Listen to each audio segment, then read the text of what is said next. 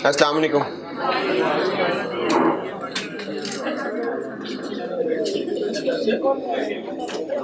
दुरूद शरीफ पढ़ लें।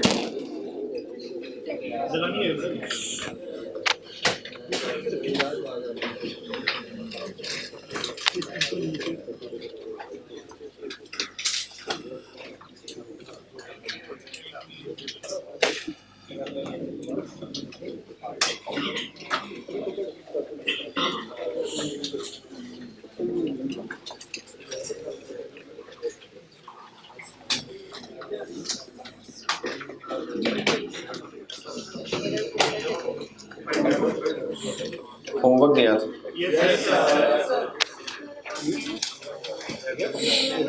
चाइस पे तो यस सर बनता ही है। किया है। स्प्रिंग 20 कहा था, क्वेश्चन नंबर 7।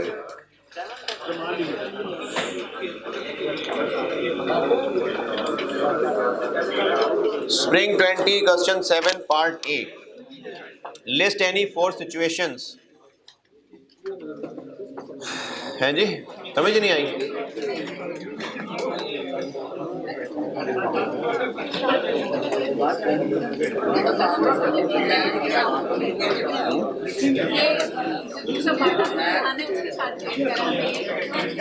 उसके साथ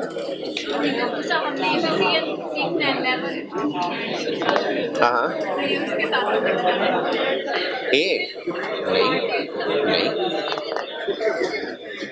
नहीं पढ़ा हुआ है ये।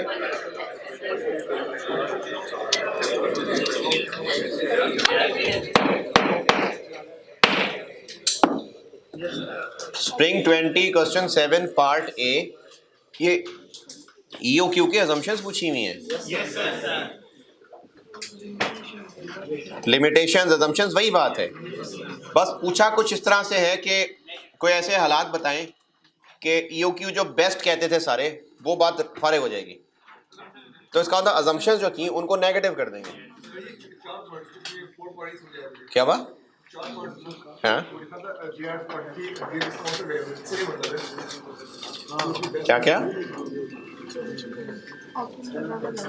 मैंने आपको अजम्पशंस क्या बताई थी?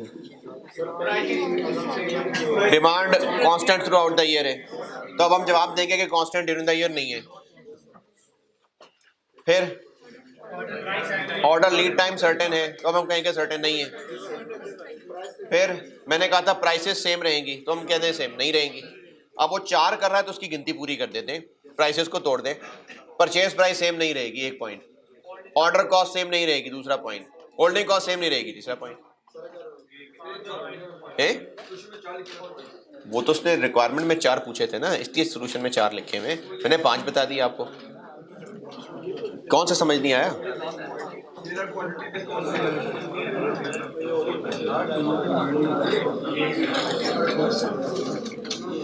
Question 7 spring 20 part A. Situations पूछी हैं कि कब EOQ बेस्ट वाली बात इनवैलिड हो जाएगी। तो जो अजम्पशंस बताई थी उन्हीं को उलट के बता देंगे। अजम्पशंस थी कि ये बातें पूरी हो रही हों तो बेस्ट है। अब वो कह रहा है कि क्या हालात होंगे कि बेस्ट नहीं होगा, जब वो बातें पूरी नहीं हो रही होंगी। तो उन्हीं अजम्पशंस को नोट करके लिख देंगे। तो वो जो मैंने आपको 3 अजम्पशंस लिखवाई थी, उसने कहा है 4, तो उसी को तोड़ ले। मैंने आखिरी पॉइंट कहा था 3 में टूट सकता है। Constant demand constant through out the period होती है, अब हम कहेंगे नहीं होती। फिर उसके बाद लीड टाइम कांस्टेंट है, अब हम कह देंगे कांस्टेंट नहीं है। फिर तीसरी बात मैंने प्राइस की कही थी, उसको भी 3 में तोड़ देते हैं।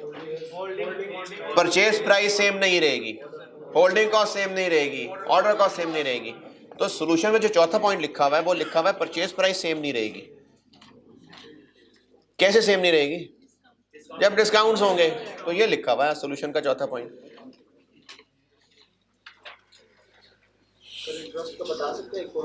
इंटरेस्ट कहाँ से आ गया इसमें? नहीं सर, अगर कहे कि जैसे हमें कहा कि फ्लक्चुएट करे ना, तो ये भी इंटरेस्ट कैसे? हाँ, तो वो होल्डिंग कॉस्ट होगी ना। होल्डिंग कॉस्ट सेम नहीं रहेगी। अब उसमें अगर हम कहें कि इंटरेस्ट सेम नहीं रहेगा, स्टोरेज कॉस्ट सेम नहीं रहेगी, वेयर हाउसिंग कॉस्ट सेम नहीं रहेगी, तो वो तो फिर लंबी लिस्ट लिखते जाएंगे। होल्डिंग कॉस्ट सेम नहीं रहेगी, पार्ट बी,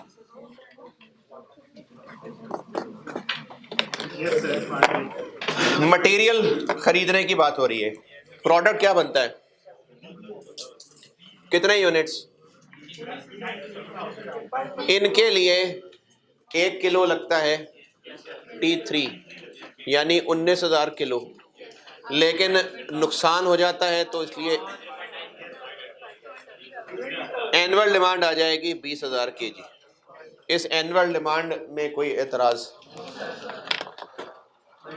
सवाल किया हो तो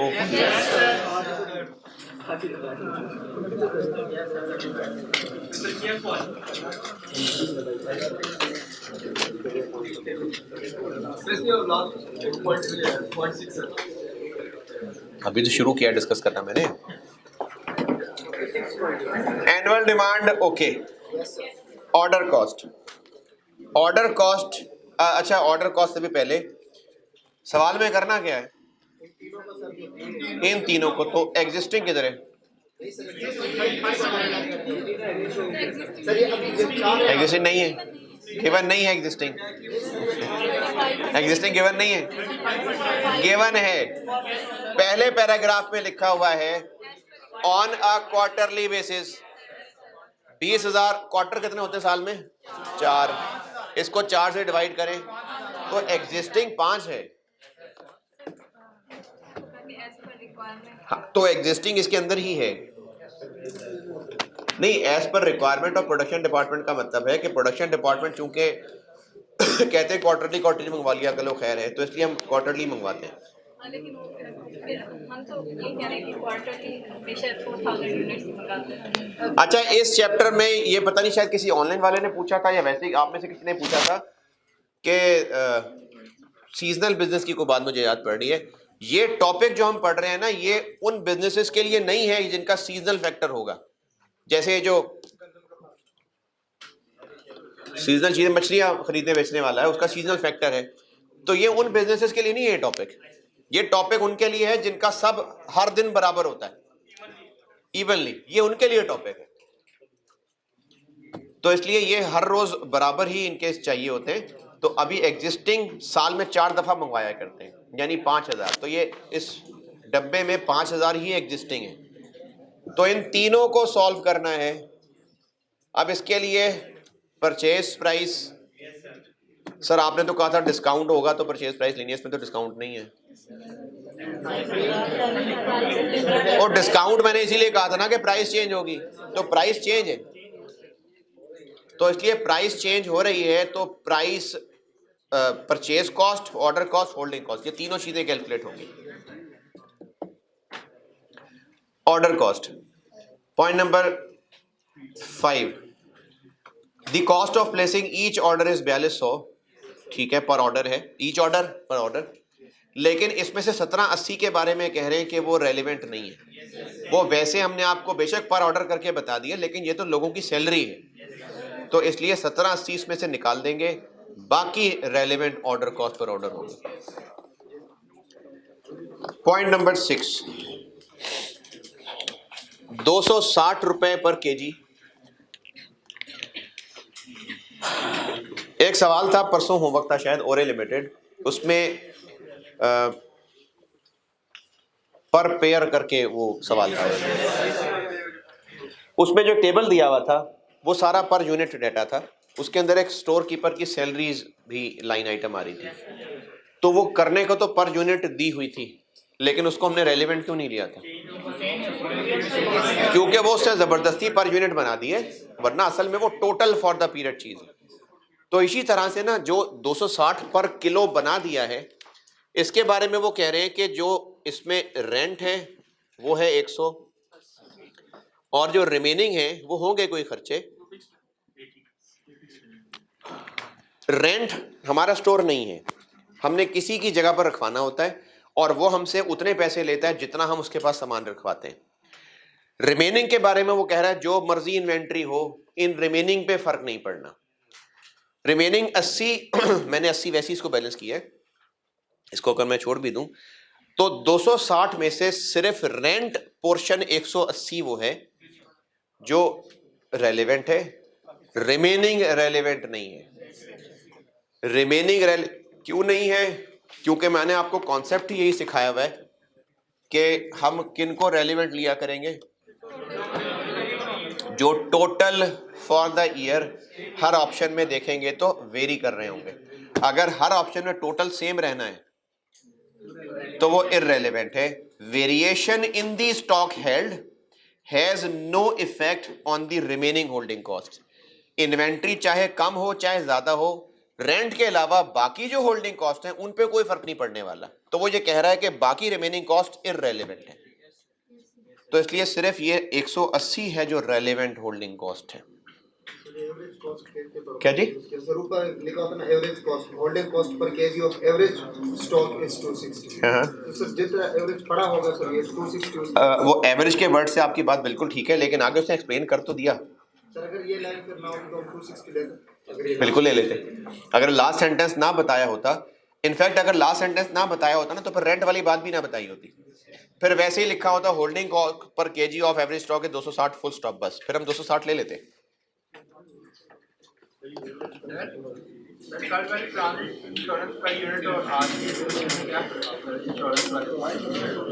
आज कौन सी इंश्योरेंस है?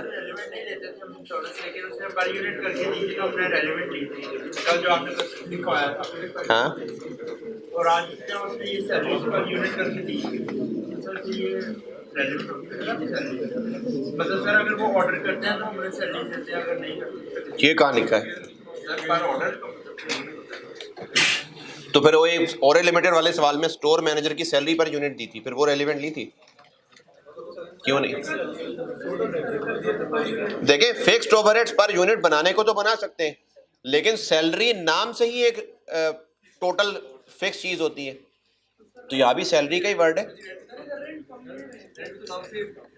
रेंट हमारा स्टोर नहीं है ना। ये बात कैसे पता चल रही है? लिखी हुई है, एक्सप्लेन की हुई है। Rent for the floor space occupied by each KG. देखें, अगर हमने स्टोर पूरा किराए पे लिया होता तो फिर ये बात तो होती ही नहीं ना। मैं 180 को इसलिए रेलेवेंट नहीं ले रहा कि इसने पर केजी करके दिया हुआ है। 180 for the floor space occupied by each KG, इसकी वजह से मैं इसको रेलेवेंट मान रहा हूं। देखें, अगर हमने स्टोर किराए पे लिया हुआ है तो फिर तो उसका किराया पूरे स्टोर का जाता होगा ना। लेकिन ये जो वर्डिंग लिखी हुई है, इसका मतलब है कि हमने स्टोर किराए पे नहीं लिया, हमने किसी से कहा है कि हमारा सामान तुम रख लिया करना।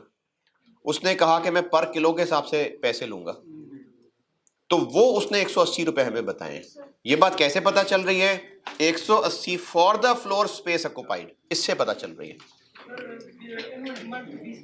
जी जी, एक वक्त में रख रहे हैं सारे, एक वक्त में रखे रहने सारे। होल्डिंग कॉस्ट तो होती ही यही है कि एक यूनिट पूरा साल पड़ा रहे तो क्या, तो 20 के 20,000 थोड़ी पूरा साल पड़े रहने। होल्डिंग कॉस्ट तो उनकी ली जाती है जो पूरा साल रखे रहने। 20,000 तो नहीं है कि पूरे साल के शुरू में सारे के सारे आ जाएंगे, पूरे साल पड़े रहेंगे, फिर पूरा साल उन पे होल्डिंग कॉस्ट पड़ेगी। एनुअल डिमांड पे तो नहीं पड़नी होल्डिंग कॉस्ट। जी, क्या हो गया? अच्छा, जज़ाकल्लाह, मैं भी ले लेता हूँ, शुक्रिया।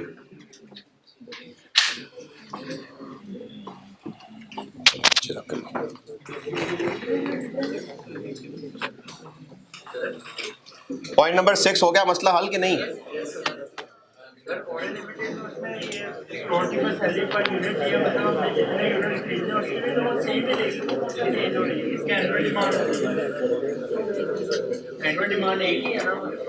हाँ, ऑर्डर है ना, ऑर्डर करेंगे ज्यादा तो सैलरी बढ़ेगी, कम ऑर्डर करेंगे तो कम सैलरी। अच्छा, देखें, आप ना खर्चे के नाम को भी देखें। सैलरी है, सैलरी पर यूनिट कैसे होती है? सर ऑर्डर करने का मुझे सैलरी दे रहे हैं सर, इसमें salaries of staff of purchasing department. Salary का वर्ड इस्तेमाल ही तब होता है जब एक मंथली फिगर दी जा रही होती है, अदरवाइज सैलरी का वर्ड नहीं यूज होता। मतलब सैलरी का वर्ड ही नहीं होगा कि अगर हमने किसी मजदूर को कहा यार तुम ऐसा करो, ये कागज वहां पकड़ाओ, तो मैं 200 रुपए दूंगा इस काम के, इसको सैलरी नहीं कहेंगे। तो सैलरी का वर्ड ही तभी इस्तेमाल होता है जब एक रेगुलर मंथली पेमेंट की जा रही होती है, तो सैलरी पर ऑर्डर हो ही नहीं सकती। सर वो आपने कल भी एक पॉइंट क्लास में बोला था कि कोई आपने अपनी अकल इस्तेमाल करने के पर ऑर्डर करके अगर आपने दिया भी हो तो उसकी रेलेवेंस पता चलता है। हाँ, तो इसीलिए ये पॉइंट नहीं, अकल इन अ वे बिल्कुल आपने बात सही कही है, लेकिन अकल भी सही जगह इस्तेमाल करनी है। जो कल वाला पॉइंट था उसमें क्या था कि उसमें insurance per unit ₹10 per unit बता दी होती तो वो एक इररेलेवेंट ऑर्डर कॉस्ट होती, लेकिन वो बताई थी 10% ऑफ परचेज कॉस्ट, और ओक्यू डिफरेंट होने से परचेज कॉस्ट डिफरेंट हो रही थी। तो अब होल्डिंग कॉस्ट 10 रुपए, ट्रांजेक्शन कॉस्ट 10 रुपए पर यूनिट नहीं रहनी थी, या तो वो 10 रुपए पर यूनिट होनी थी या 9.2 रुपए पर यूनिट होनी थी। तो अब वो ऑर्डर क्वांटिटी पे वेरी कर जानी थी ना, इसलिए उसको रेलेवेंट लिया था। मैंने कुछ क्लासेस पहले एक सवाल ऐसा कराया था कि अगर इतने यूनिट्स ट्रांसपोर्ट करने हुए तो ये रेट है, इतने करने हुए तो ये रेट है, तो ये रेलेवेंट चीज हुई ना, क्योंकि दोनों ऑप्शन में फर्क है। इस लिहाज से मैंने अकल का कहा था कि अगर जनरल रूल, जनरल टिप क्या बताई थी कि वो ऑर्डर कॉस्ट जो पर ऑर्डर करके दी होती है जनरल टिप है, जो पर ऑर्डर करके दी होती है वो रेलेवेंट है, जो पर यूनिट करके दी होती है वो इररेलेवेंट, ये जनरल टिप है। अब अकल इस बात पे लगानी है कि सैलरी पर ऑर्डर, तो सैलरी तो होती ही मंथली फिक्स चीज है, यहां पर अब अकल आ गई। वो जनरल टिप थी कि खर्चा पर ऑर्डर दिया हुआ तो रेलेवेंट होता है, एक जनरल टिप थी वो रूल नहीं था, वाहिद रूल नहीं था, वो एक आपको वैसे टिप्स जैसे बताइए वैसे टिप थी, लेकिन सैलरी का word itself fixed in nature होता है, ये बात प्रिवेल कर गई। जनरल टिप थी कि ऑर्डर कॉस्ट अगर पर यूनिट करके दी हुई है तो वो इररेलेवेंट है, ये जनरल टिप थी। लेकिन कल वाले सवाल को गौर करें तो पता चल रहा है कि ट्रांजिट इंश्योरेंस पर यूनिट इस ऑप्शन में कुछ और होगी, उस ऑप्शन में कुछ और होगी, इसलिए उसको रेलेवेंट कंसिडर किया था। कभी भी सैलरी आ जाए तो वो इररेलेवेंट जी, क्योंकि वर्ड सैलरी ही एक मंथली बराबर कॉन्सेप्ट की चीज होती है।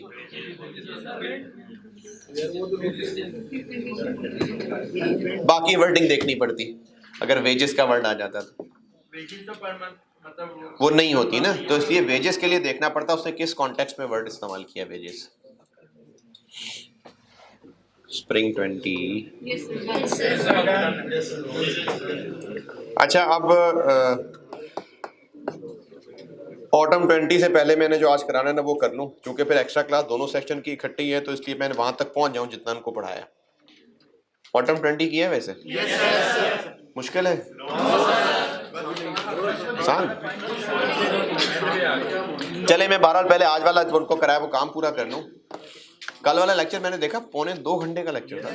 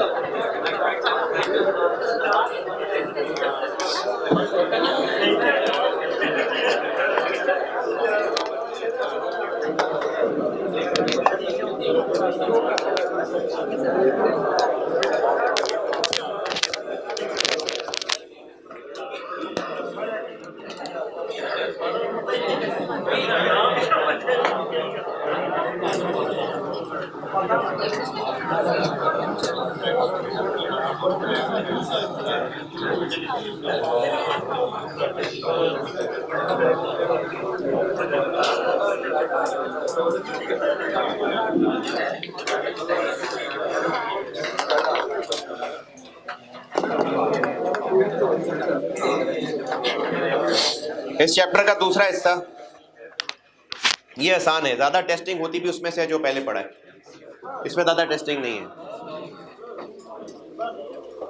और उसके सारे सवाल ही ऑलमोस्ट कर लिए हैं। एक सवाल होमवर्क है वो 76 लेक्चर में डिस्कस करूंगा। एक सवाल और होमवर्क बता रहा हूँ, लेक्चर 76, क्योंकि 75 तो आज ही एक्स्ट्रा होगा ना, तो लेक्चर 76 के लिए एक होमवर्क लिख लें और ये करेंगे आप, मुझे उम्मीद है पूरी कि आप करेंगे। जो इसकी वजह नहीं, जो बात कहने लगा हूँ उसकी वजह डिस्कशन में बताऊंगा, अभी बस कह रहा हूँ तो वैसे कर लीजिएगा। सवाल है spring 19, question number 4, question 4 spring 19। Part बताइए इसका ए होगा बी होगा, देखता हूँ इसका।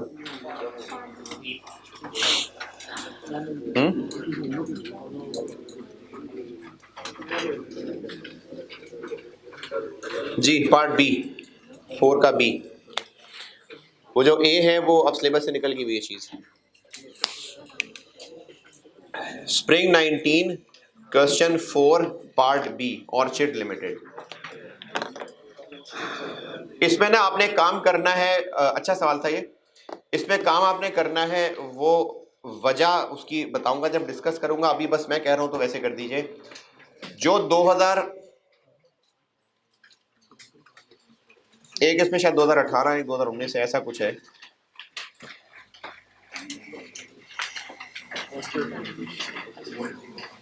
पर पता नहीं, बहरहाल एक लास्ट ईयर है एक नेक्स्ट ईयर में। तो आपने सवाल को करते हुए जो लास्ट ईयर है उसकी जो एवरेज इन्वेंट्री है, एवरेज इन्वेंट्री, उसको उस साल का क्लोजिंग स्टॉक मानना है। ऐसा क्यों करना है इसकी वजह बताऊंगा जब आप सवाल करके आएंगे।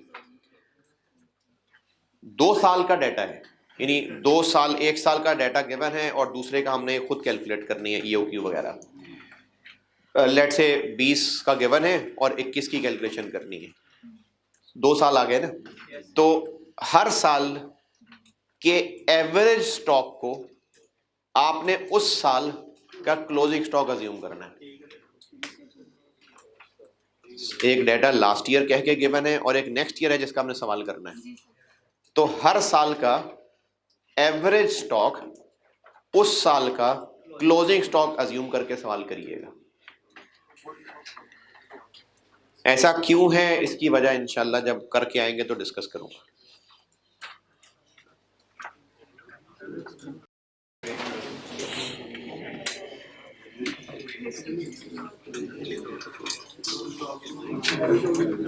अभी आज को पेजेस दिए टीए ने, क्यों?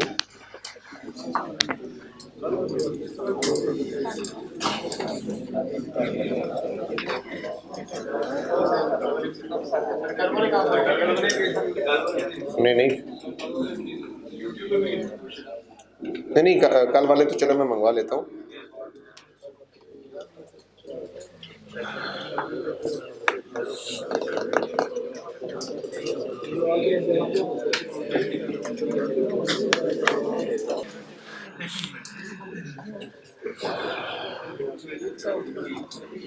मैंने कहा है स्प्रिंग 19 क्वेश्चन 4 पार्ट बी में आपने जिस साल का एवरेज स्टॉक उस साल का क्लोजिंग लेके अब उस लिहाज से सवाल करना है।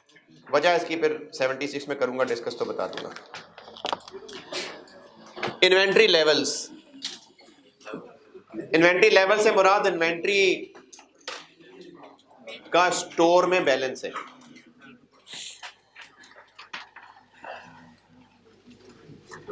स्टोर में जो इन्वेंट्री का बैलेंस है ना, वो मुराद है इन्वेंट्री लेवल से। इसमें किस तरह के डिसीजंस हैं, इसकी मिसालें कुछ कॉमन लाइफ से बताता हूं। ये जो मोटरसाइकिल की पेट्रोल वाली जो टैंकी है, इसमें रिजर्व कई लोगों को पता ही नहीं होगा, उनको भी यूज ही नहीं किया होगा, वो हमेशा रिजर्व रखते होंगे। असल हालत उसकी ऐसे होती है ना?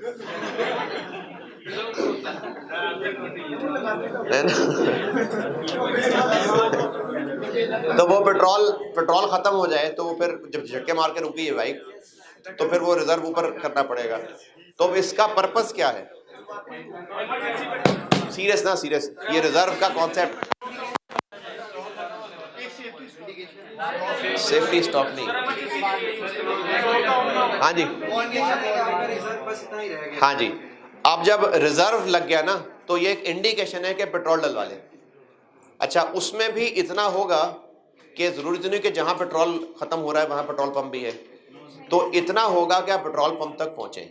अच्छा, ये मिसाल उन लोगों के लिए थी जिनको ये नॉब ऐसे और ऐसे का पता हो, जिन्होंने सारी जिंदगी ऐसे ही नॉब रख के चलाई है और वो जब पेट्रोल खत्म होता है तो वो ये इस तरह करके चलाते हैं। ये मिसाल उनके लिए नहीं थी।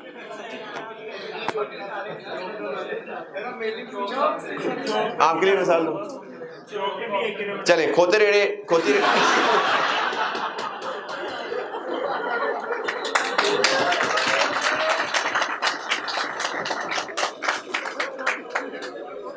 तो वो जो खोता उसका खाना खत्म हो गया है।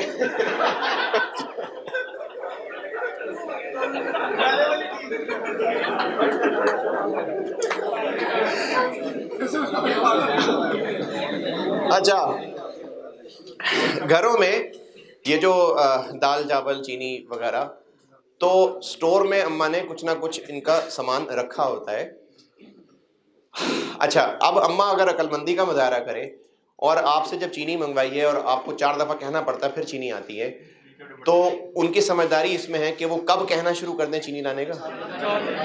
4 दिन पहले। अच्छा, किससे 4 दिन पहले? जिस दिन चाहिए, खत्म होने से 4 दिन पहले। अच्छा, अब ये 4 दिन का मार्जिन उन्होंने आपको इसलिए कहना शुरू कर दिया कि कहने के 4 दिन बाद जाके कहीं चीनी लेके आएंगे। तो समझदारी ये थी कि कितना सामान रह गया हो तो ऑर्डर प्लेस कर दें। तो ये यहां पर सीखना है। अच्छा, इसी तरह से ये जो कॉलेज आते जाते कुछ ना कुछ पैसे जेब में रखे होते हैं, सारे तो नहीं दोस्तों के भरोसे आते, कुछ ना कुछ पैसे तो रखे ही होते हैं ना। तो ये जो पैसे थोड़े बहुत जेब में रखे होते हैं, अगर आप हैं भी बहुत बहुत फाइनेंशियली वेल ऑफ, तो 1 करोड़ 2 करोड़ तो जेब में लेके कोई नहीं आता होगा, बेशक हो वो, लेकिन जेब में रखने की जरूरत नहीं है, खतरा है और जरूरत नहीं। उतने पैसे होने चाहिए जिनका इस्तेमाल होने का चांस हो। अगर उससे ज्यादा लिए फिर रहे तो बेवकूफी है। कहीं इन्वेस्ट करें कमाएं, तो जरूरत से ज्यादा भी स्टोर नहीं रखना। तो इस टाइप के डिसीजंस पढ़ने हैं यहां कि स्टोर में कितनी चीजें रह जाएं तो क्या, और कितनी हो जाएं तो क्या, और कितनी बच जाएं तो क्या, इस तरह के डिसीजन पढ़ाने लगा हूं मैं। इनमें एक ग्राफ बनाऊंगा, लेकिन ये सिर्फ अंडरस्टैंडिंग के लिए है। अगर आपकी इकोनॉमिक्स एग्जाम नहीं, कहीं ऐसे भी होंगे ना, पास ही नहीं हो रही होगी, फिर एग्जाम हो गई तो चलो शुक्र है। अच्छा, पास नहीं हो रही होगी और फिर एग्जाम हो गई होगी तो घर में बताया होगा जी इकोनॉमिक्स मेरी अब जो है ना वो पास हो गई है।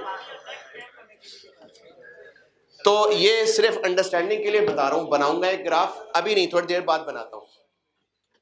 ये हेडिंग दी है मैंने, अब एक ग्राफ बनाऊंगा जहां, अभी नहीं, अभी एक थोड़ी देर बाद बनाता हूं। इन्वेंट्री से रिलेटेड कुछ लेवल्स हैं जिनके फार्मूले हैं। ग्राफ में आपको सिर्फ इसलिए बताऊंगा कि उन फार्मूलों का थोड़ा बहुत कॉन्सेप्ट भी बता सकूं। अदरवाइज हैं वो फार्मूले, आपको ये कॉन्सेप्ट समझ आ जाएगा तो भी लगाने फार्मूले ही हैं, नहीं समझ आएगा तो भी लगाने फार्मूले ही हैं। तो याद तो फार्मूले ही करने हैं, लेकिन अंडरस्टैंडिंग बन जाए इसलिए मैं थोड़ा ग्राफ का इस्तेमाल करूंगा। एक फार्मूला है, इसको कहते हैं री ऑर्डर लेवल, और इसको प्यार से ROL कहते हैं, री ऑर्डर लेवल। और ये जो भी वो चीनी वाली मिसाल दी थी, इनफैक्ट ये री ऑर्डर लेवल था। 4 दिन। क्या कॉन्सेप्ट था उसका? अम्मी कब कहना शुरू कर दें? अच्छा, 4 दिन का साइंस क्या है? एक्चुअली 4 दिन नहीं, जब डब्बे में उतनी चीनी रह जाए जो 4 दिन चल जाएगी तब कह दें आपको। इसको रीऑर्डर लेवल कहते हैं। जैसे ये जो पानी की टैंकी होती है घर में, अगर अच्छा मैनेज किया जा रहा है तो फिर टाइम से टाइम भरते रहेंगे, वरना तो बाथरूम से आवाज पड़ेगी मोटर चला दो तो ही मोटर चलाएं। लेकिन अगर मिसमैनेजमेंट ना हो तो टैंकी में पानी रहे, इसके लिए भी कोई ना कोई साइंस हर घर में कोई ना कोई रखी होगी, या तो कोई टाइम रखा होगा या जो पानी का टैंक है उसमें एक लेवल सोचा होगा कि यहाँ तक पहुँचे तो मोटर चला देनी चाहिए, क्योंकि हो सकता है कुछ इलाकों में पानी की टाइमिंग्स हों, उन टाइमिंग्स में ही पानी आना है, या लाहौर में तो नहीं लेकिन ऑनलाइन में दूसरे शहरों के बच्चे भी होंगे, तो ये पिंडी इस्लामाबाद वगैरह में टैंकर का होता है मसला, कराची में भी पानी नहीं आ रहा होता तो टैंकर बनवाने पड़ते हैं, तो वो टैंकर जो होंगे वो भी थोड़ा टाइम लेंगे आने में। तो जो घर में टैंक बनाया होगा उसमें कोई ना कोई लेवल रखा होगा कि यहाँ तक पानी पहुँच गया तो अब टैंकर वाले को कॉल कर दें, इसको रीऑर्डर लेवल कहते हैं। अगर ना रखें इस बात का ख्याल तो क्या हो जाएगा, खत्म हो जाएगा और चीजें आने तक खाली बैठे रहेंगे। तो इसको रीऑर्डर लेवल कहते हैं कि ये वो इन्वेंट्री लेवल है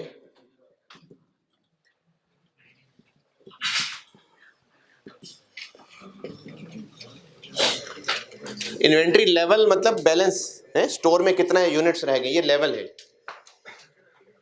जैसे जो फ्यूल टैंक है उसमें अगर ये लेवल इतना शो हो रहा है, ये लेवल है ना, ये अगर गाड़ी है तो इस तरह की जो पिन है जो लेवल बता रही है, तो वो लेवल क्या मुराद है उससे कि कितने लीटर्स रहेंगे, यानी क्वांटिटी। इन्वेंट्री लेवल्स मतलब स्टोर में कितनी क्वांटिटी है, ये इन्वेंट्री लेवल से मुराद है। तो रीऑर्डर लेवल वो इन्वेंट्री लेवल है कि जितना स्टोर में रह जाए तो क्या करना चाहिए, नया ऑर्डर प्लेस कर देना चाहिए।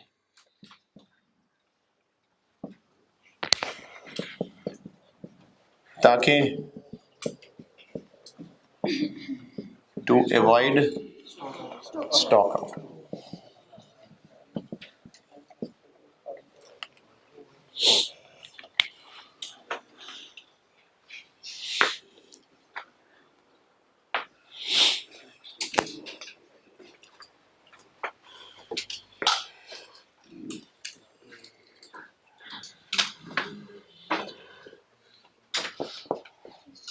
इसके फार्मूले के लिए दो सिनेरियो बना रहा हूं, एक को कह देते हैं कि डिमांड एंड लीड टाइम और कांस्टेंट कह लें, बल्कि कांस्टेंट की बजाय सर्टेन ज़्यादा मुनासिब वर्ड है। सेम लिखना तो चाहे सेम लिख लें।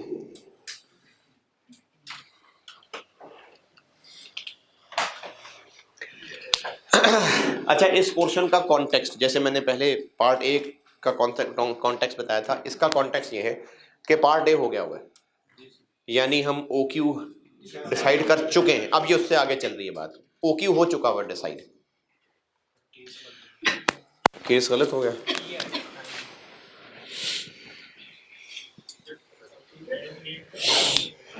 क्या जी, lead time are certain, demand and lead time are certain.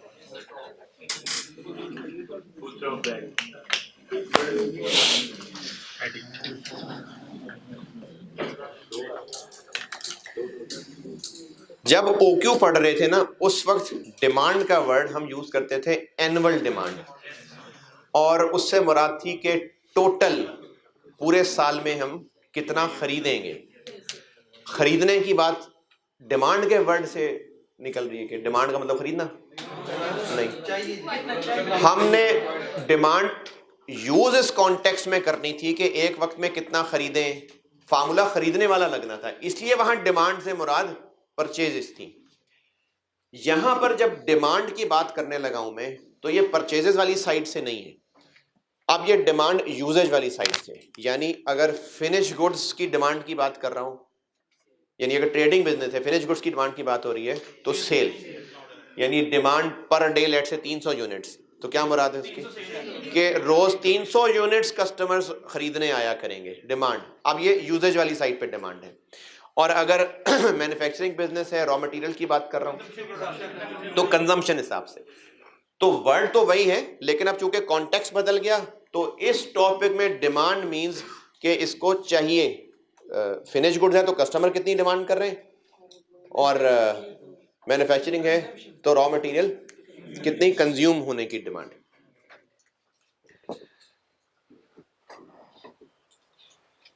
दो बातें मैंने की हैं, एक मैंने कहा है कि OQ डिसाइड हो चुका हुआ है, और दूसरी बात मैंने की है कि इन सवालों के अंदर यहाँ पर जो हम वर्ड डिमांड लिख रहे होंगे इससे मुराद परचेज नहीं होगी। अब हम डिमांड यूजेज के पॉइंट ऑफ व्यू से बात कर रहे होंगे। फिनिश गुड्स हैं तो सेल की बात हो रही होगी, और रॉ मटेरियल है तो कंजम्पशन के एंगल से देख रहे होंगे।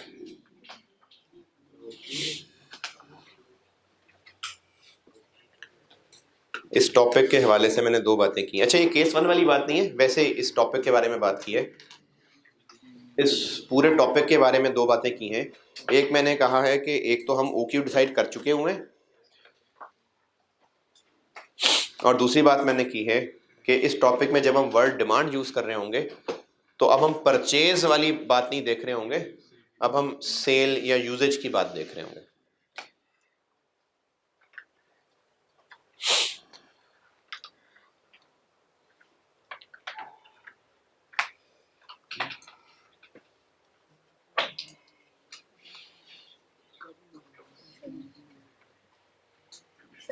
जी, दरवाज़ा तो आज बाहर नहीं है, ख़ास मौसम। चलिए करें, दरवाज़ा ऑन कर दीजिए, ऑन नहीं, दरवाज़ा खोल दें, दरवाज़ा खोल दीजिए।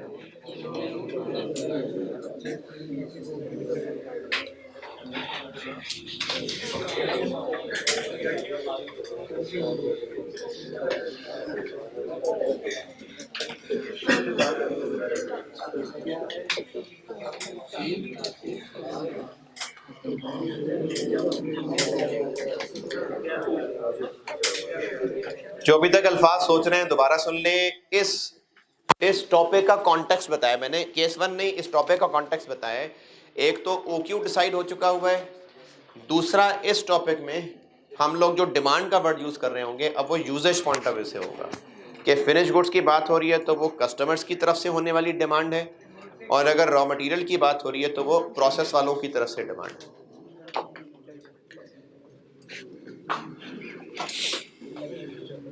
डिमांड और लीड टाइम सर्टेन से मुराद ये है कि अगर लीड टाइम मैंने बताया था एक दफा पहले, अगर लीड टाइम 10 दिन है तो बस वो 10 दिन ही होगा, 10 से 15 नहीं हो जाएगा, कंफर्म 10 दिन ही लगेंगे। और डिमांड भी कंफर्म है कि हर रोज लेट्स से अगर 400 यूनिट्स डिमांड पर डे है तो हर रोज 400 ही यूनिट्स बिकने के लिए कस्टमर्स मांगने आएंगे। कभी ये नहीं हो सकता कि 450, 500, 600, ऐसा नहीं है। तो केस 1 डिमांड और लीड टाइम दोनों सर्टेन है जी। समझ नहीं आई बात। लीड टाइम क्या होता है? लीड टाइम होता है ऑर्डर प्लेस करने से चीजें हम तक पहुंचने तक, इसको लीड टाइम कहते हैं। जितना टाइम लगता है उसको लीड टाइम कहते हैं। जैसे अम्मी ने आपको कहना है और चीनी घर पहुंचनी है, 4 दिन लग रहे हैं ना, तो ये लीड टाइम है।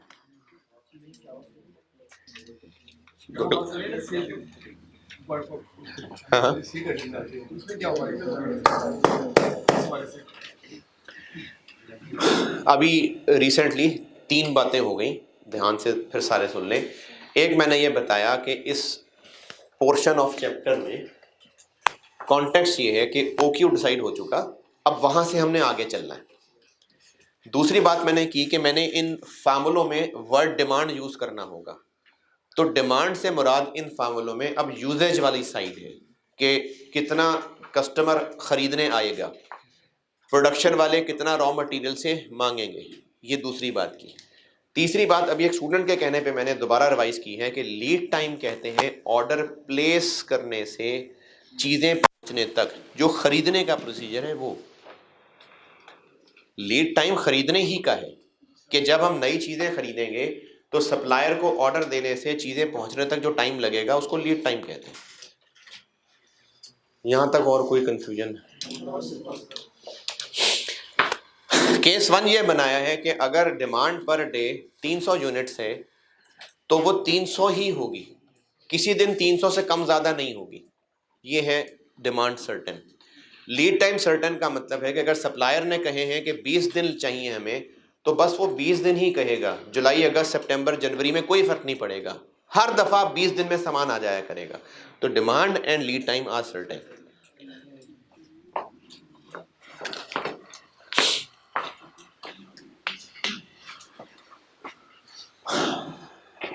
चार दिन लगते हैं आपको अम्मी की बात मानने में। तो अम्मी ने हिसाब कि कितनी चीनी रह जाए तो बच्चे को कहना लाने के लिए, ये हिसाब कैसे लगेगा? अच्छा, रोज 10 चम्मच इस्तेमाल होती है, 4 दिन लगने हैं, तो 40 चम्मच रह गई तो फिर ऑर्डर प्लेस हो जाएगा। अब ये 40 कैसे कैलकुलेट किया? रोजाना की डिमांड, बस ये देखें आपने बनाया फार्मूला, बिल्कुल ठीक है। ROL is equal to demand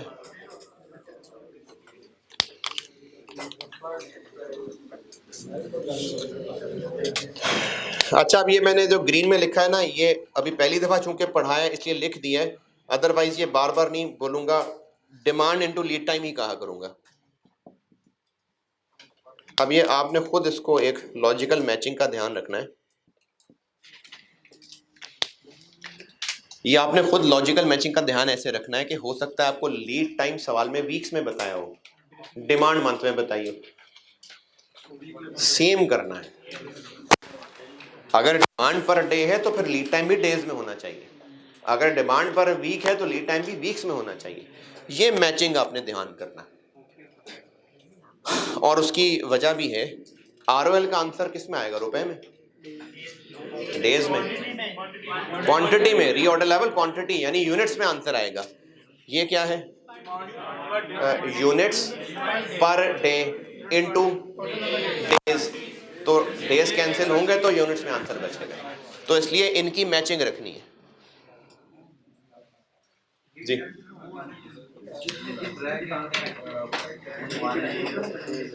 lead time है सप्लायर को ऑर्डर प्लेस करने से गिनना शुरू करें और सामान पहुंच गया दरवाजे पर, यहां तक, ये लीड टाइम है। तो फार्मूला है the demand into lead time. ये तो मैंने आपको ये कहा है कि डिमांड किस में और ये किस में, फार्मूला है डिमांड इनटू लीड टाइम। लेकिन अगर अनसर्टेनिटी है,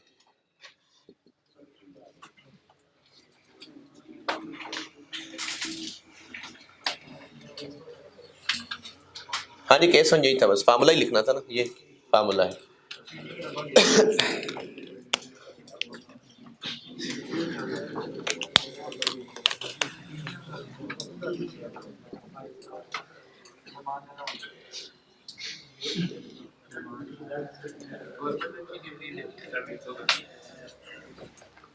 डिमांड और लीड टाइम अनसर्टेन है।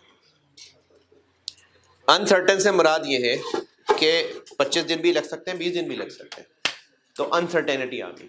इसी तरह demand per day 200 per unit, 200 units per day भी हो सकता है, 400 यूनिट्स पर डे भी हो सकता है। ये मुराद है मेरी अनसर्टेनिटी से। सवाल में कैसे पहचानेंगे कि वो है कि ये है कि ये है?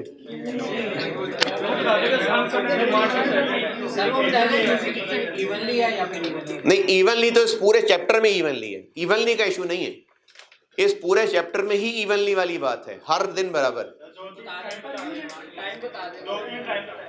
हाँ, टाइम 2-3 बताए होंगे कि लीड टाइम 10 दिन भी हो सकता है, 20 दिन भी हो सकता है, तो इसका मतलब अनसर्टेनिटी। डिमांड 2-3 बताई होंगी, मतलब अनसर्टेनिटी। अच्छा, दोनों अनसर्टेन होना जरूरी नहीं है, कोई एक भी हो सकता है, तो अगर कोई भी एक अनसर्टेन हुआ तो ये। ROL का ऑब्जेक्टिव क्या है? खत्म होता है तो ठीक है, तब मंगवा लेते। तो ये मोहतात रवैया है कि मोहतात रवैया? तो फिर मोहतात, और वो भी अगर काफी मोहतात, तो अनसर्टेनिटी में ये फार्मूला ऐसे ही रहेगा या इसमें कुछ चेंज कर लेना चाहिए क्या? ज्यादा टाइम देखेंगे। ठीक है, सेफ्टी स्टॉक वाली बात पे भी थोड़ी देर बाद बात करूंगा, है जी। हाँ, क्यों ज्यादा टाइम? देखें, ROL का मकसद क्या था? स्टॉक ले आए पेजेस? अच्छा, एक तो ये पेजेस पहले वो बांटना जो कल बांटे थे। अभी आप सिर्फ वो लोग पेजेस रखिएगा जो कल नहीं थे यहाँ, जिनको कल पेजेस नहीं मिले थे। कल मैंने 2 तरह के पेजेस बांटे थे। एक ऑटम 2016 का सॉल्यूशन था और एक ऑटम 20, किधर गया वो? अच्छा चलो, आता है तो बताता हूँ। कल बहरहाल मैंने 2 पेजेस दिए थे, एक ऑटम 20 और ऑनलाइन वालों के कोर्स में अपलोडेड है। ऑटम 20 क्वेश्चन एंड आंसर, और ये स्प्रिंग नहीं, ऑटम 16 क्वेश्चन 7 जामिल लिमिटेड, ये मैंने अपने फॉर्मेट पे सोल्यूशन दिया था। कल ये 2 पेजेस दिए थे। और ऑनलाइन वाले बच्चों के लिए जो ऑटम 16 क्वेश्चन 7 सोल्यूशन की बात कर रहा हूँ, वो आप उसमें देखिए वेरिएंस वाले चैप्टर में। और ये जो ऑटम 20 का क्वेश्चन आंसर दिया था, ये आपके ये मैंने साथ लिखा भी हुआ है, लेक्चर 73 साथ ब्रैकेट में लिखा हुआ। पहले कल वाला पेज बांटना।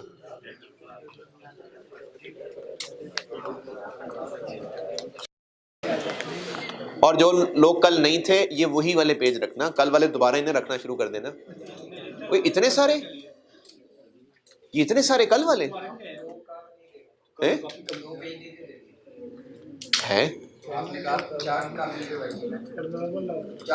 ये अभी कौन से हैं? इतने सारे तो नहीं कल वाले हो सकते यार। इस पेज पे बताओ ना, ऊपर लिखा क्या हुआ है? क्या चीज? नहीं बेटा, ये अभी रखना, ये मैंने उसको नुमान को कहा था 3-4 दिन बाद देना, ये रख लो, ये रहने दो। और हाँ, ये वाला, यही वाला। पिज्जा नहीं दे रहे थे, यही जो पिज्जा वाला पेज था ना, ये बांटा था ना कल बहुत सारा, ये सबको पिज्जे खिलाए थे ना कल, वो वाला पेजेस दे दें। और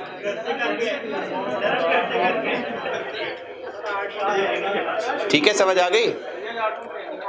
अभी वो पेज बांट रहे हैं जो वो पिज्जा वाला स्टेपल हुआ था ना, इस पे देख लो पहले। एक ऑटम 20 का क्वेश्चन है और साथ एक देखो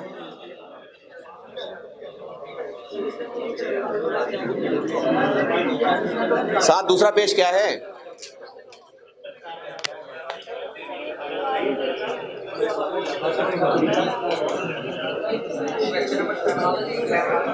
हाँ ठीक है, पहले ये बांटिए। अब ये जो पहले बंट रहा है, ये उन लोगों को दे रहे हैं जो कल नहीं थे, वो लोग रखिएगा, जिनको कल मिल गया तो वो दोबारा ना रखना शुरू कर दें। अच्छा, ये खामोशी से है, इसका खामोशी से बात सुन ले। आरओएल का ऑब्जेक्टिव ही एहतियात है।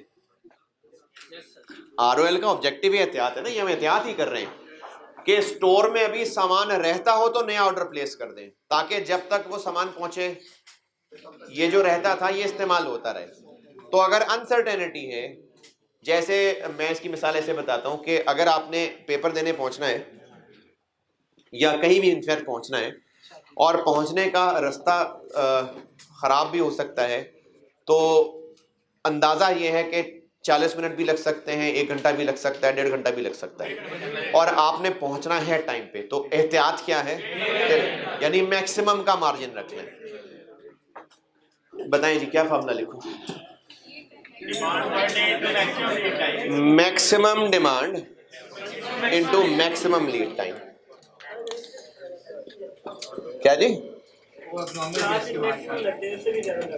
तो मैक्सिमम ना हुआ 4 पे।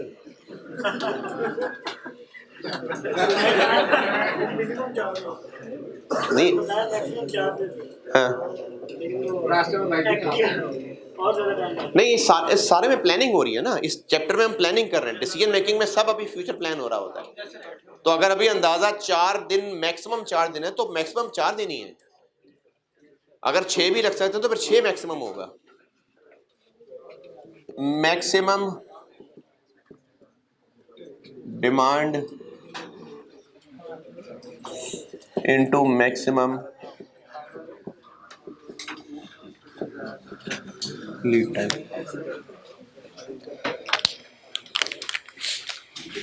अगर डिमांड और लीड टाइम का एक ही नंबर है, मतलब सर्टेन है, तो डिमांड इनटू लीड टाइम, और अगर मल्टीपल वैल्यूज हैं, अनसर्टेनिटी है, तो maximum demand into maximum lead time. और एक और तरीका भी है, वो मैं भी थोड़ी देर बाद लिखता हूँ, अभी थोड़ी देर बाद लिखता हूँ। केस 2 में ROL का एक और फार्मूला भी है जो भी कुछ देर बाद बनाता हूँ। ये हो गया ROL यही है।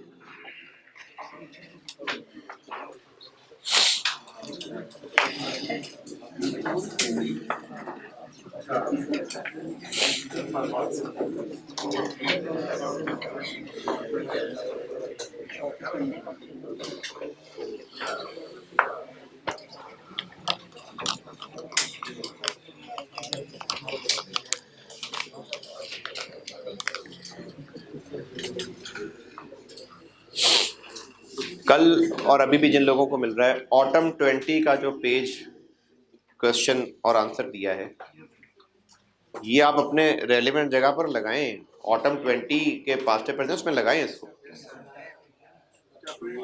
इधर उधर रख लेते हैं तो फिर वो गायब हो जाएगा। ऑटम 20 का जो आईकैप का क्वेश्चन है, जो आईकैप का सॉल्यूशन है, वो गलत है। ये मैंने कल बताया था कि वाकई गलत है, सिर्फ गुमान नहीं है मेरा, वाकई गलत था। कैमरा बंद करके बताया था। तो इसलिए जो आपको अमेंड करके क्वेश्चन दिया है वो करिएगा। क्वाड्रेटिक इक्वेशन नहीं है आपके स्कोप में कोई चीज है जी। वो होगा पढ़ा हुआ, लेकिन क्यूएम में पढ़ा हुआ, क्यूएम में क्वाड्रेटिक इक्वेशन, क्यूएम में कहाँ है यार, कैलकुलेटर पे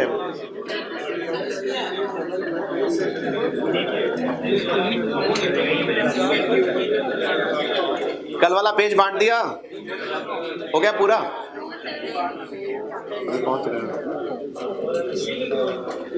अच्छा चले इधर, OQ डिसाइड हो चुका हुआ है। ये मैंने एक टाइम लाइन पे इन्वेंट्री का बैलेंस बनाया है। जब पहली दफा चीजें खरीद के लाएंगे तो स्टोर में कितनी चीजें आ जाएंगी?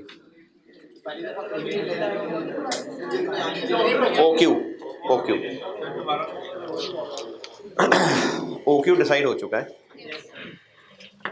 अच्छा, ये जो मैं यहाँ पर बात समझाने लगा हूँ ना, ये नॉलेज के लिए है, ज्यादा बहस के लिए नहीं है फार्मूले जो आपने याद कर, इसी के ऊपर नहीं हमने बहस करके कुछ चीजें याद कर ली। OQ डिसाइड हो चुका है। जब पहली दफा चीजें खरीदेंगे तो स्टोर में कितनी चीजें आ जाएंगी? OQ स्टोर का बैलेंस है। पहले ये दिन स्टोर का बैलेंस हो गया इतना, लेट से, ये OQ है। उसके बाद अच्छा नहीं, ROL क्या है? Reorder level. उतना लेवल के इतना रह जाए तो ऑर्डर प्लेस कर दें। ये मैं एक लाइन लगा देता हूं, ये ROL है, लेट से 10,000 यूनिट्स, ये ROL। जब खरीदा तो स्टोर में बैलेंस हो गया इतना, टाइम गुजरता जाएगा, स्टोर का बैलेंस कम होता जाएगा।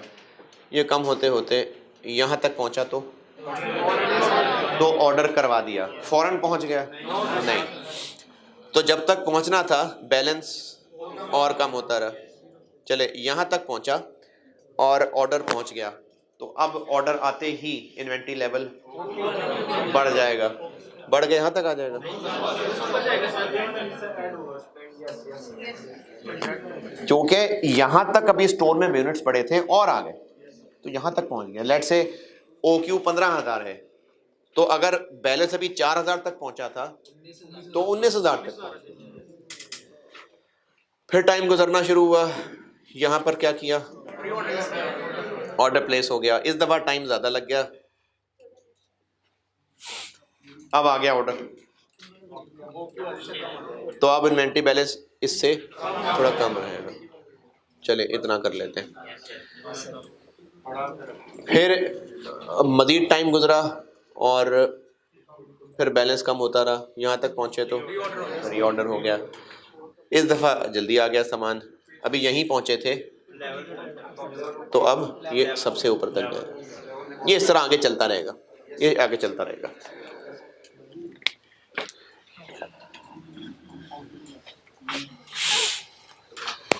ये नोटेड?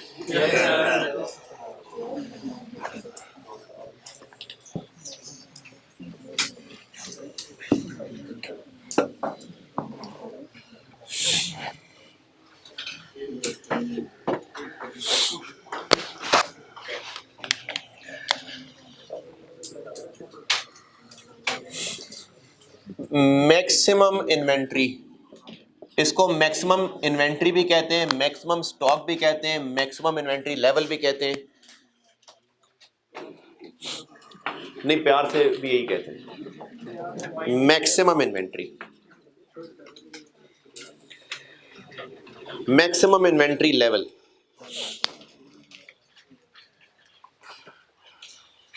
मैक्सिमम इन्वेंट्री लेवल नाम से शायद लग रहा है कि जिससे ज़्यादा अगर ठूसने की कोशिश की तो स्टोर जो है वो ब्लास्ट कर जाएगा। ये नहीं है। Maximum inventory maximum storage capacity नहीं है। मैक्सिमम इन्वेंट्री वो लाइन है जिससे नीचे चीज रहे तो अक्लमंदी है, इससे ऊपर चलेगा तो बेवकूफ़ी शुरू हो जाएगी। हमने स्टोर में इन्वेंट्री रिकॉर्ड करनी होती है कि स्टॉक आउट ना हो। अच्छा, अगर आपने इस चीज़ पे शायद ऑब्जर्व किया हो कभी कि कुछ इलाके हैं जहाँ पर ये जो खाने पीने का सामान, ये जो किराना स्टोर है, ये बहुत ज़्यादा अवेलेबल नहीं है। गांव वगैरह के इलाके हो गए तो उनको फिर जाके, पहाड़ी इलाके हो गए, उनको फिर जाके शहर जाके फिर ये सामान लाना पड़ता है। और कुछ घर होंगे जिनमें हर गली नुक्कड़ के ऊपर एक जनरल स्टोर है, तो दोनों तरह के घरों के अंदर सेम स्टोरेज लेवल होगा? नहीं। अब जिसके साथ वाली दुकान पे, साथ वाली गली में ही 4-4 दुकानें हैं, तो उन घर वालों को 2-2 साल का स्टोर नहीं करना चाहिए, बेकार में जगह कमरा भर के बैठे होंगे। तो मैक्सिमम इन्वेंट्री उतना लेवल है कि अगर यहां तक इन्वेंट्री है या इससे अंदर अंदर है तो ठीक है, लेकिन अगर इन्वेंट्री लेवल इससे ऊपर बढ़ गया तो फिर आप अच्छी इन्वेंट्री मैनेज नहीं कर रहे, फजूल में यूनिट स्टोर करके बैठे हुए, बेकार में होल्डिंग कॉस्ट इनकर किए जा रहे हैं। तो मैक्सिमम इन्वेंट्री लेवल वो अक्लमंदी वाली लाइन है।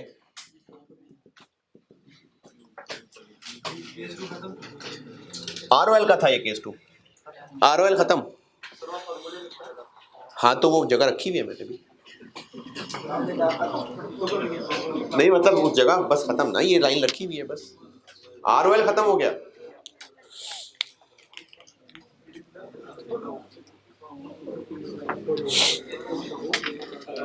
आरओएल खत्म हो गया। इन्वेंट्री लेवल्स बढ़ाने शुरू किए मैंने। इनमें पहले एक ये सिर्फ अंडरस्टैंडिंग के लिए ग्राफ बनाया, फिर इसके बाद मैंने एक एक करके फार्मूले बताने शुरू किए हैं, जिनमें नंबर 1 आरओएल था। आरओएल की थोड़ी अंग्रेजी बताई, फार्मूला बताया, केस 1 केस 2, बस आरओएल खत्म हो गया। अब दूसरा फार्मूला बता रहा हूं, मैक्सिमम इन्वेंट्री।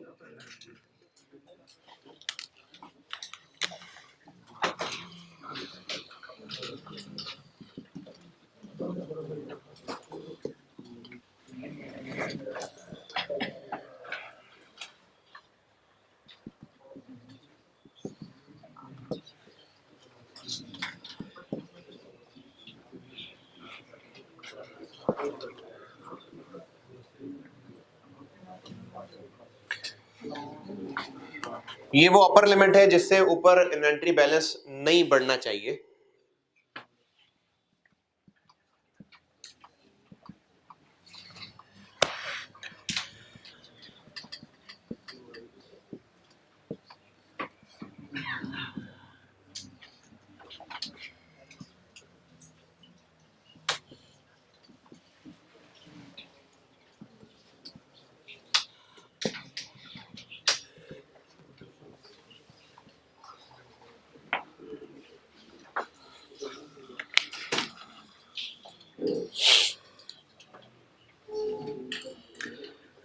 मैक्सिमम इन्वेंट्री एक अपर लेवल है जिससे ज़्यादा इन्वेंट्री की जगह तो है, लेकिन बेवकूफ़ी है उससे ज़्यादा स्टोर करना। जरूरत से ज्यादा स्टोर कर लेंगे तो बिला वजह होल्डिंग कॉस्ट हाई हो रही होंगी। ये इन्वेंट्री लेवल्स का कॉन्सेप्ट है, मैक्सिमम इन्वेंट्री का कॉन्सेप्ट है जी।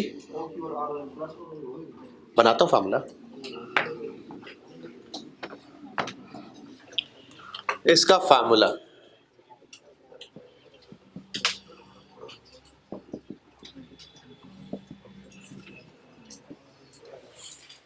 मैक्सिमम इन्वेंट्री वाला पेज बंट गया सबको, क्या कर रहे हैं यार।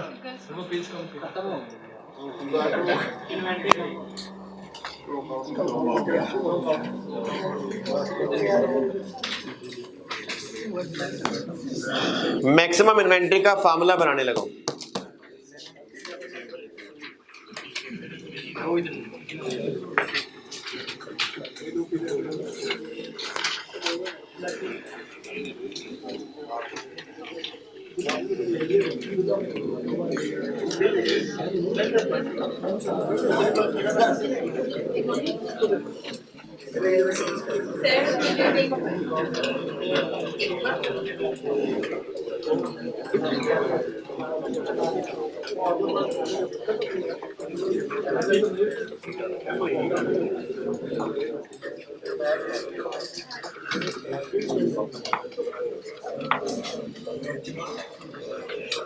अब कल वाला पेज मिल गया सबको? अभी तो घंटा है ना यार।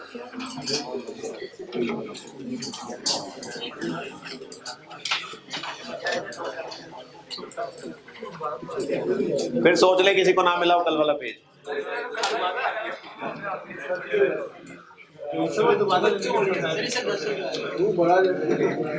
दे दो यार।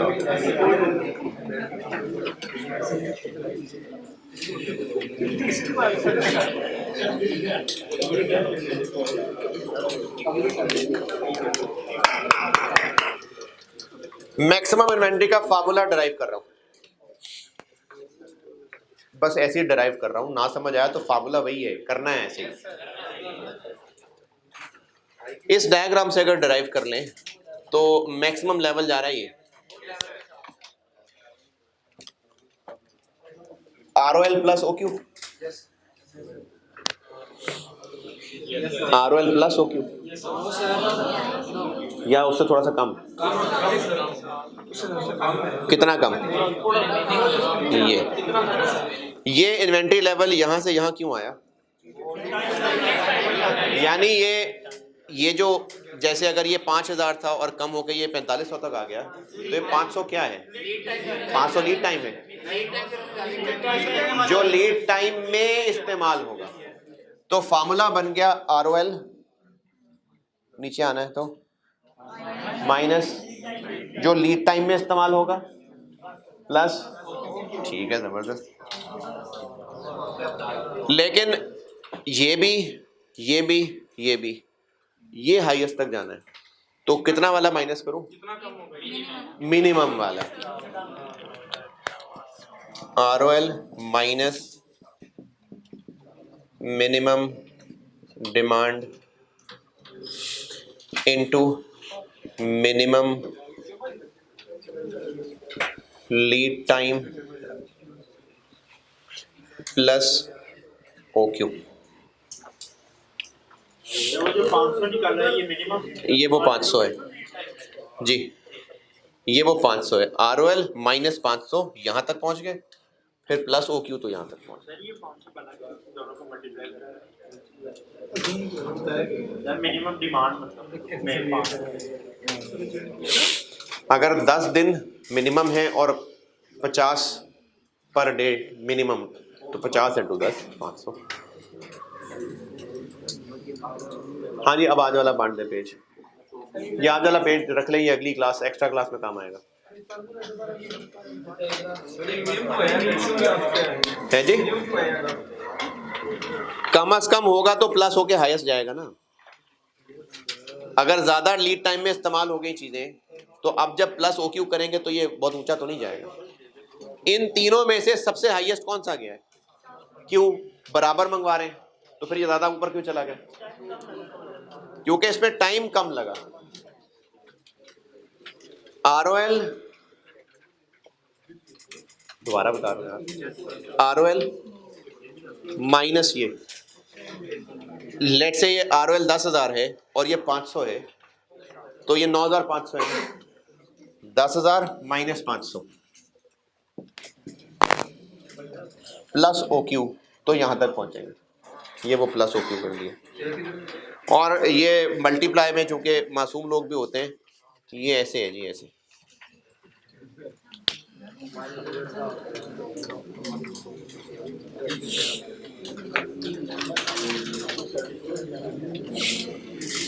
ये होता है मैक्सिमम इन्वेंट्री लेवल।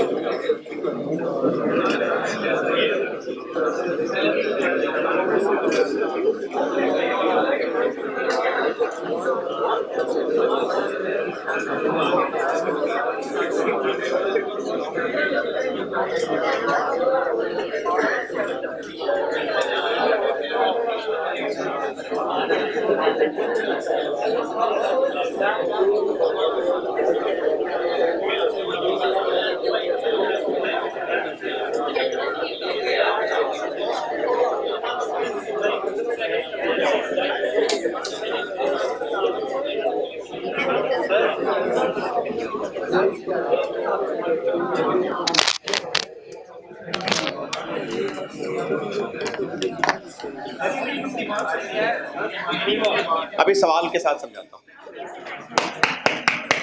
अभी मजीद जो कमी रह गई, जिसको मिनिमम और मैक्सिमम के वर्ड में भी वैल्यूज आएंगी ना, तो बेहतर हो जाएगा। ये मैक्सिमम इन्वेंट्री का फार्मूला है जी। सर अगर वो जैसे हम रीऑर्डर पे रह के सर जैसे ऑर्डर करें तो बाहर गेट के बाहर गाड़ी खड़ी है नहीं, फिर लीड टाइम नहीं हुआ ना, फिर लीड टाइम 0 है, तो फिर तो ये कॉन्सेप्ट ही नहीं रह जाएंगे।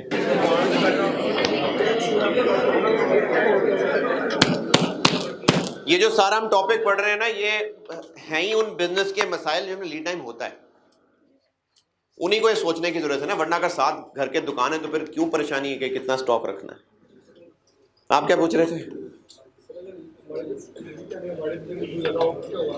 अगर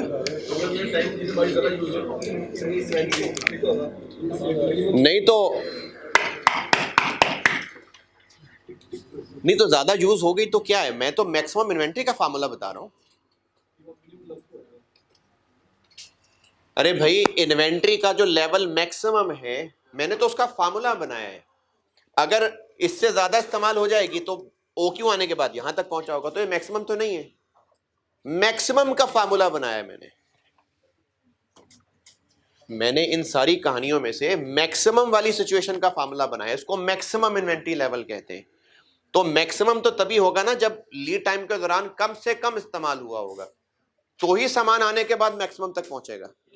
अगर ज्यादा इस्तेमाल हो गया होगा तो फिर मैक्सिमम लेवल तक नहीं पहुंच सकेगा। तो ये मैक्सिमम का फार्मूला बनाया है। मिनिमम इन्वेंट्री, मिनिमम इन्वेंट्री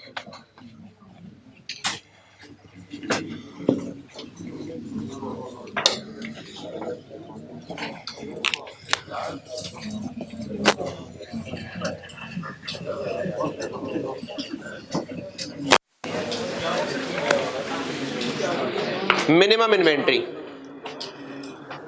ये वही है जिसको आप पहले सेफ्टी स्टॉक के नाम से पढ़ चुके हैं। यही है मिनिमम, इसी को कहते हैं। बफर स्टॉक भी यही है।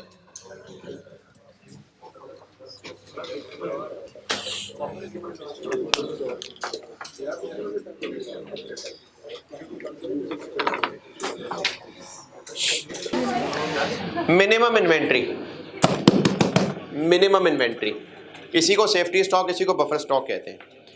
अच्छा, इसके फार्मूले पे ज्यादा बहस की जरूरत नहीं है, बस एक फार्मूला है इसका। ये नहीं है मिनिमम, ये मिनिमम नहीं है। मैंने ये मैक्सिमम 3 उतार चढ़ाव नहीं बनाया, और भी बहुत कुछ हो सकता है। मिनिमम इन्वेंट्री लेवल ये नहीं है, मिनिमम इन्वेंट्री लेवल ये नहीं है। मिनिमम इन्वेंट्री लेवल तब निकलेगा अगर हम, अच्छा मिनिमम इन्वेंट्री लेवल है क्या? सेफ्टी स्टॉक ये है कि अगर स्टोर में बैलेंस इससे नीचे चला गया तो फिर खतरे की घंटी बज जाएगी, फिर सर्वाइवल मुश्किल हो जाएगा, फिर स्टॉक आउट होने के चांसेस बहुत बढ़ जाएंगे। तो ये वो लोअर लिमिट है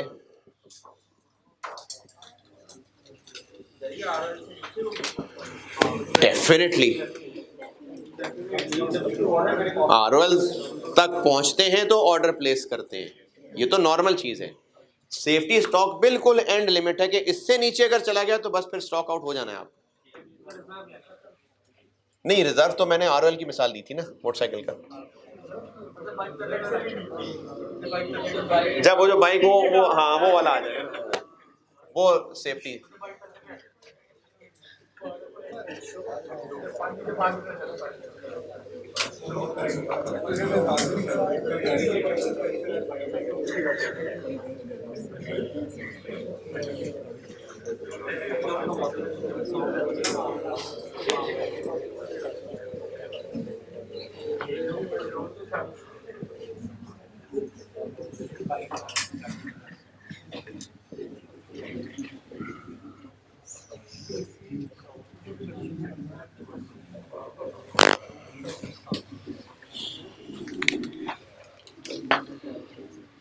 ये लोअर लिमिट है।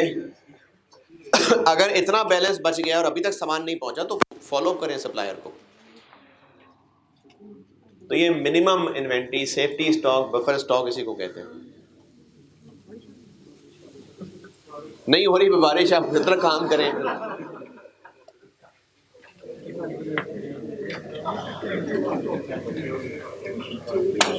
मिनिमम का फार्मूला है, अच्छा जब मैक्सिमम का फार्मूला था तो माइनस मिनिमम इंटू मिनिमम था, तो अब मिनिमम का फार्मूला मैक्सिमम इंटू मैक्सिमम कर दें। नहीं,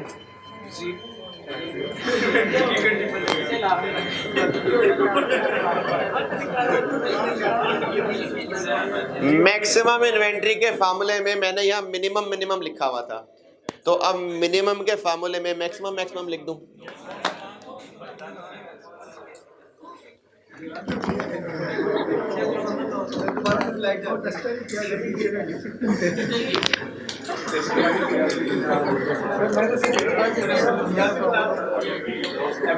मिनिमम इन्वेंट्री के फार्मूले में इधर मैक्सिमम मैक्सिमम कर दूं।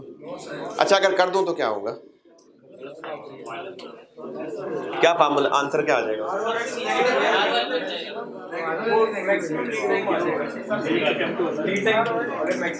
अगर मैं यहाँ मैक्सिमम इंटू मैक्सिमम लिख दूं तो क्या होगा? तो 0 हो जाएगा।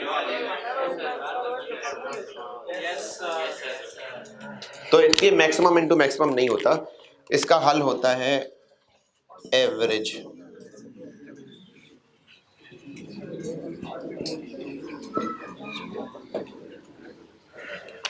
ये मिनिमम इन्वेंट्री का फार्मूला है।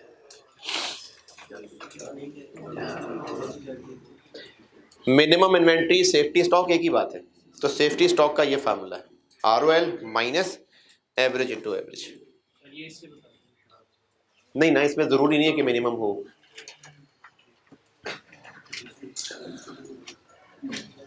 फिर भी अगर जिदबाजी है तो चलो इसको कह लेते हैं,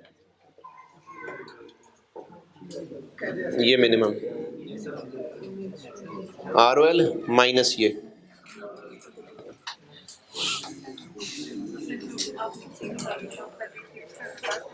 क्या चीज? चीनी की मिसाल दी थी, हाँ।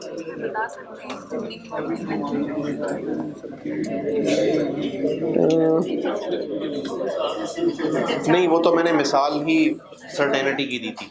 वो मिसाल सर्टेनिटी की थी। अनसर्टेनिटी होगी तो ये हो कि 4 दिन में भी बात सुन सकता है, 6 में भी सुन सकता है। अच्छा मैं बात पूरी कर रहा हूँ।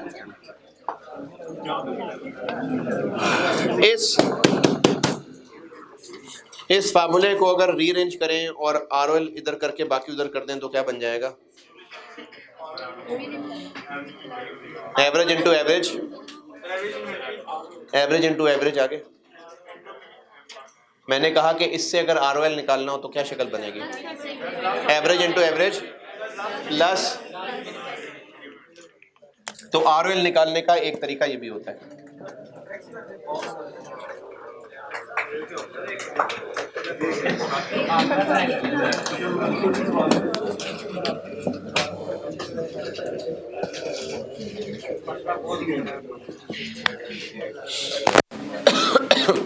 कुछ सवालों में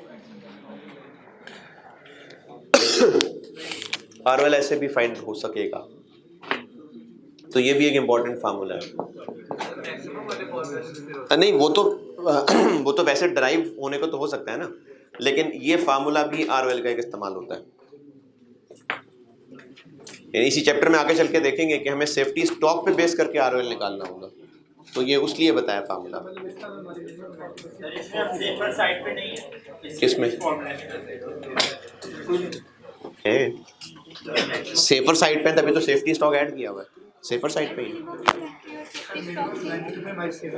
नहीं अच्छा आप ये कह रहे हैं कि इन दोनों का आंसर सेम होगा।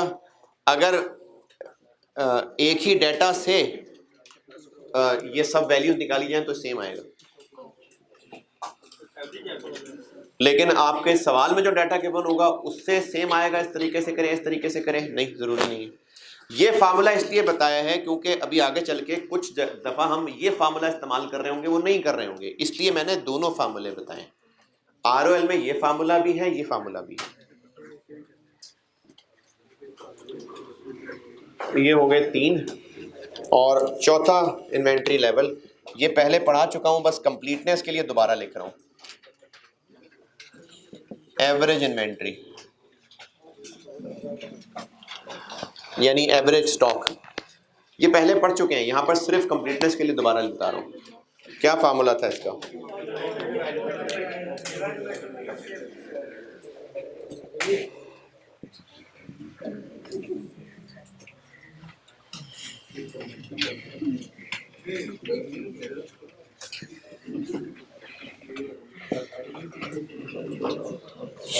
तो ये 4 फार्मूले बताएं आपको, ROL, maximum inventory, minimum inventory और एवरेज इन्वेंट्री।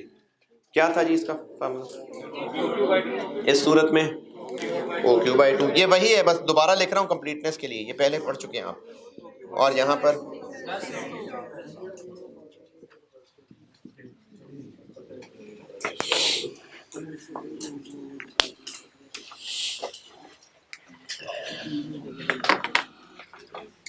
सवाल लिखें, बस इन्हीं का छोटा सा सवाल है, होमवर्क नहीं है अभी इतने में तो कर भी लेना था यार। सवाल लिखें,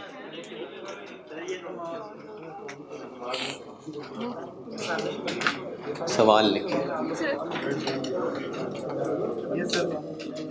डिमांड पर डे,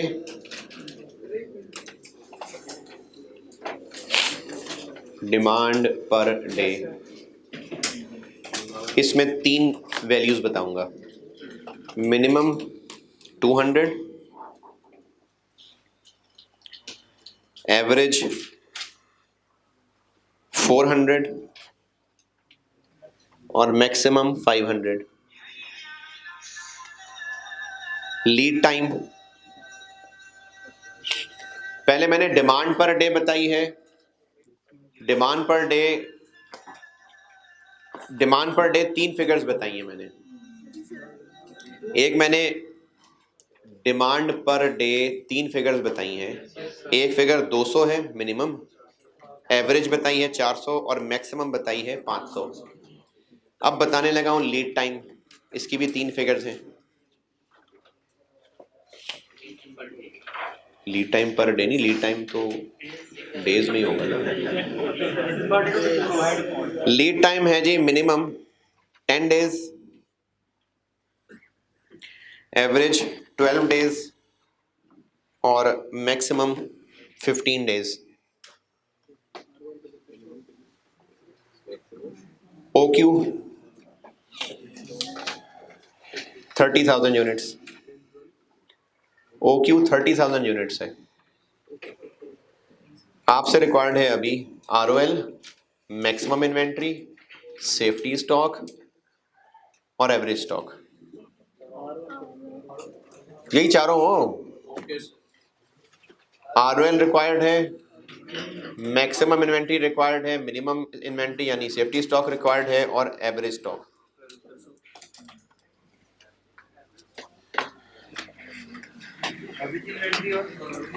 यार यही जो चार फार्मूले पढ़े हैं आज, ROL, maximum inventory, safety stock और एवरेज स्टॉक, ये करिए अभी।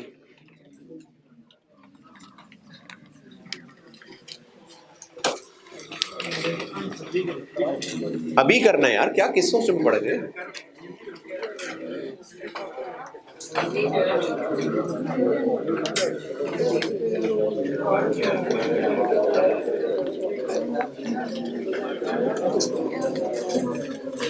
ROL का कौन सा वाला केस है? हाँ जी, अनसर्टेनिटी वाला।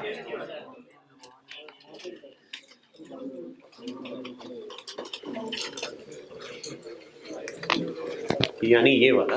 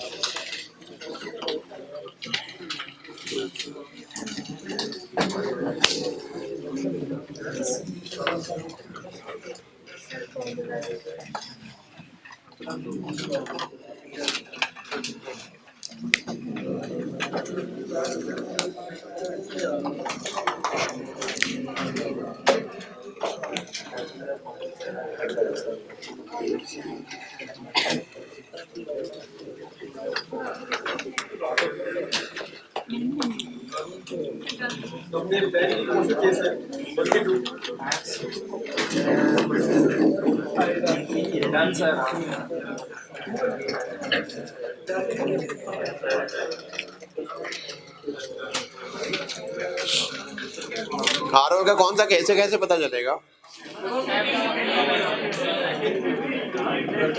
भाई? मल्टीपल वैल्यूज हैं तो मतलब अनसर्टेनिटी है। यानी 200 यूनिट्स भी हो सकते हैं, 400 भी हो सकते हैं, 500 भी हो सकते हैं, तो अनसर्टेनिटी है। ROL 500 into 15, maximum ROL minus 200 into 10 plus 30,000, 35,500। Minimum ROL minus average into average 20, average inventory 30,000 plus